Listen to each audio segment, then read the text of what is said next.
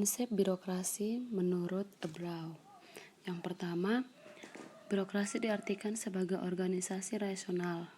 Konsep ini beranjak dari teori Weber, yaitu teori tindakan sosial, yang berbunyi seluruh tindakan yang kita lakukan pasti memiliki tujuan.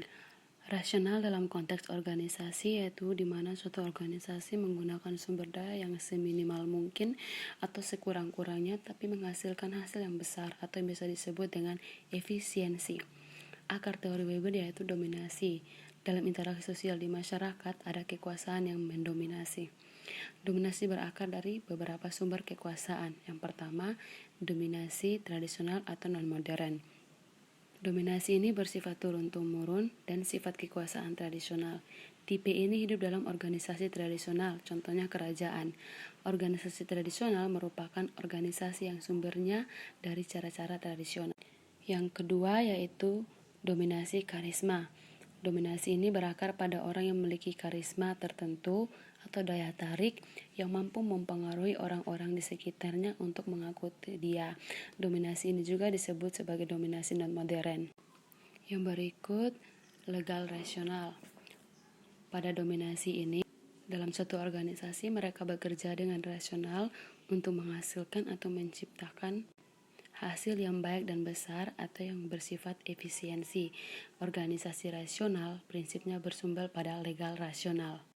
Menurut Weber, ketiga dominasi tersebut terdapat dalam birokrasi.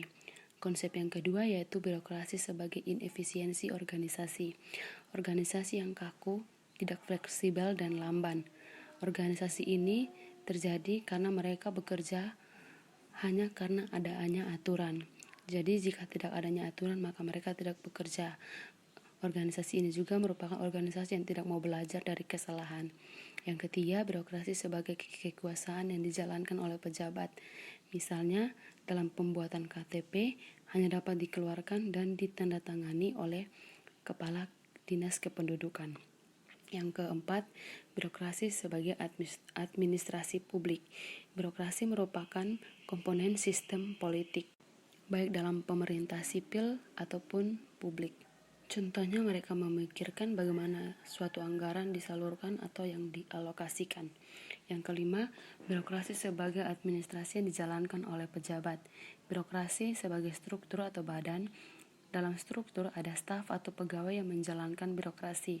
Staf tersebut diangkat secara khusus dan menjalankan tugas secara rutin untuk menjalankan fungsi-fungsi administratif.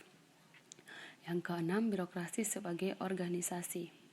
Birokrasi cenderung didefinisikan sebagai organisasi yang besar, formal, modern, dan terdapat pembagian departemen di dalamnya. Yang ketujuh, birokrasi sebagai ciri dari masyarakat modern. Contoh dari masyarakat modern yaitu McDonald, KFC, dan Grab. Contoh dari masyarakat modern tersebut bekerja dengan prinsip efisiensi. Teori klasik yang pertama, teori Karl Marx, yaitu teorinya pembagian kelas. Kelas merupakan cara orang berproduksi. Faktor produksi disebut sebagai material. Seluruh perilaku atau hidup kita dipengaruhi oleh material. Marx membagi kelas menjadi dua, yaitu kelas borjuis dan kelas proletariat. Kelas borjuis yaitu mereka yang memiliki faktor produksi, sedangkan kelas proletariat yaitu mereka yang sebagai buruh atau pekerja. Pada masyarakat feodal atau masyarakat tradisional, faktor produksi atau material tersebut disebut tanah. Sedangkan pada masyarakat industri atau pada zaman sekarang, faktor produksi atau material tersebut disebut dengan modal. Kelas borjuis mengeksploitasi kelas proletariat dan mengambil nilai lebih dari kelas proletariat. Untuk itu, harus adanya pertentangan agar terjadi masyarakat tanpa kelas, sehingga terjadi peradilan sosial atau pemerataan, dan juga harus adanya landform atau pembagian tanah dengan merata antara kelas borjuis dan kelas proletariat.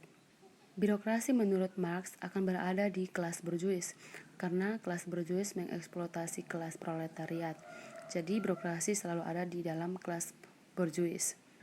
Marx mengkritik teori Hegel, di mana Hegel berpendapat bahwa birokrasi berada di antara kelas borjuis atau proletariat. Jadi menurut Hegel, birokrasi itu berada di tengah-tengah antara kelas borjuis dan kelas proletariat. Jadi birokrasi itu disebut sebagai jembatan menurut Hegel. Bagi Hegel, negara mempresentasikan kepentingan umum yang berbeda dengan kepentingan masyarakat sipil. Menurut Hegel, peran birokrasi yaitu di mana birokrasi menjadi mediator antara kepentingan khusus dan kepentingan umum. Marx menerima distinksi yang dilakukan Hegel antara state dan masyarakat sipil, namun memodifikasi kontentunya. Bagi Marx, birokrasi adalah bagian dari negara yang mengeksploitasi masyarakat sipil. Birokrasi adalah alat kelas borjuis. Borjuis menguasai politik dan birokrasi untuk mengamankan kepentingan ekonominya. Yang berikut, Gaetano Mosca dengan teori the ruling class atau kelas yang berkuasa. Mosca melakukan kritik terhadap klasifikasi pemerintahan yang sudah berlangsung lama, yaitu dengan tipe demokrasi, aristokrasi, dan monarki. Demokrasi merupakan kekuasaan yang berasal dari rakyat. Aristokrasi merupakan kekuasaan pada bangsawan atau petinggi-petinggi, sedangkan monarki yaitu kekuasaan yang berbasis kerajaan. Bagi Mosca, klasifikasi ini cenderung hanya mempertimbangkan perbedaan formal ketimbang substansial. Ia kemudian berusaha mencari fundamen pengklasifikasi yang baru yang basisnya pada realita kekuasaan. Menurut Mosca, terdapat dua ruling class teori. Yang pertama, class that rules atau kelas yang memerintah, yaitu ciri-cirinya kelas tersebut dapat memonopoli kekuasaan politik, jumlahnya terbatas, minoritas yang memerintah mayoritas, serta kemampuan mengorganisir diri. Dan yang kedua yaitu class that is ruled atau kelas yang diperintah. Ciri-cirinya kelas tersebut dikontrol oleh kelas yang memerintah atau rules. Yang kedua, massa cenderung tidak terorganisir. Lalu menurut Mosca, the real birokrasi berada pada pemerintah. Yang berikut, teori hukum besi oligarki dari Robert Michels. Baginya, birokrasi diperlukan dalam negara modern. Negara modern memerlukan birokrasi yang besar karena melalui hal ini, kekuasaan politik dominan menjamin dominasinya. Kekuatan politik dominan membutuhkan pejabat yang bekerja secara full-time dan digaji, yang bekerja dengan spesialisasi tertentu yang diperlukan oleh suatu organisasi. Jadi maksudnya, birokrasi diperlukan untuk menjalankan kekuasaan politik. Birokrasi yang dimaksudkan oleh Michels yaitu mereka yang mempunyai keterampilan dalam bidangnya, yang bekerja secara full-time atau terus-menerus, dan mereka akan menjadi pekerja yang profesional. Ketika mereka menjadi pekerja yang profesional, publik akan merasa bergantung pada mereka yang mempunyai keterampilan. Itulah yang disebut dengan oligarki atau kekuasaan yang tersentralistik. Dan jika kita tidak bisa keluar dari skema tersebut, itulah yang disebut sebagai hukum besi oligarki. Contohnya seperti PLN Persero, jaringan, dan operator. Teori kerangka berpikir Weber. Weber tertarik dengan teori organisasi atau Verban. Verban memiliki makna konotasi khusus sebagai suatu tatanan hubungan-hubungan sosial, dengannya individu-individu memiliki tugas-tugas khusus. Dengan dasar analisis sosiologis, Weber memandang bahwa tingkah laku manusia cenderung diorientasikan pada seperangkat aturan. Adanya seperangkat aturan tersebut guna mengarahkan tingkah laku dari konsep organisasi. Aturan-aturan tersebut Weber menyebutkannya sebagai tatanan administrasi. Dan aspek penting dari tatanan administrasi adalah siapa yang memberikan perintah kepada siapa, atau koordinasi imperatif. Menurut Weber, terdapat esensi atau relasi kekuasaan organisasi. Yang pertama, setiap manusia pasti berinteraksi. Yang kedua, adanya skema aturan yang mengatur. Teori-teori modern. Yang pertama, teori government overload atau kelebihan beban pemerintah. Teori ini tercipta dari adanya pluralisme atau multikultural.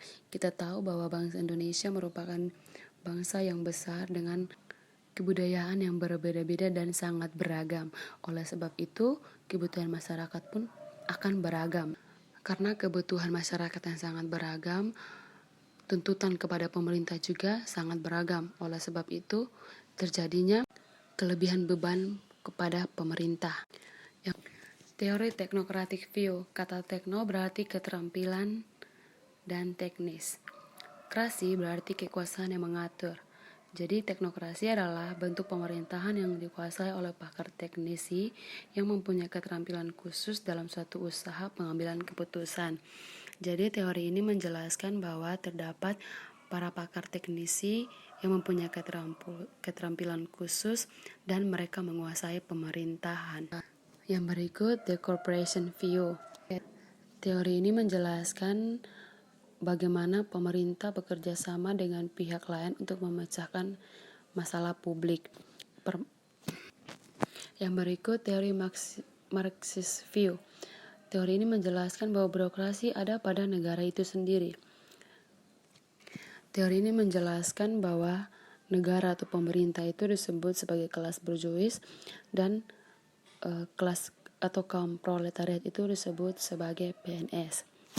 Dan kelas burjuis atau negara atau pemerintah itu mengeksploitasi kaum proletariat atau dalam hal ini PNS dengan kebijakan dan undang-undang yang diterapkan. Karena proletar bergantung atau mengabdi pada negara atau kaum burjuis tersebut.